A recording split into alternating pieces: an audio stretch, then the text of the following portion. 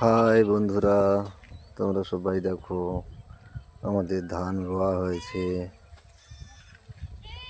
ধান গাছগুলো খুব সুন্দর হয়েছে। ধান গাছগুলো যদি ভালো লেগে থাকে একটা লাইক করো, কমেন্ট করো, শেয়ার করুন। আমাদের এখানে বন্ধুরা সমস্ত বর্ষাকালের মতন চাষ হয়েছে। খুব সুন্দরভাবে গোটা মাঠ সবুজ হয়ে আছে। তোমাদের যদি ভালো লেগে থাকে বন্ধুরা, তাহলে তোমরা লাইক, কমেন্ট, শেয়ার করুন।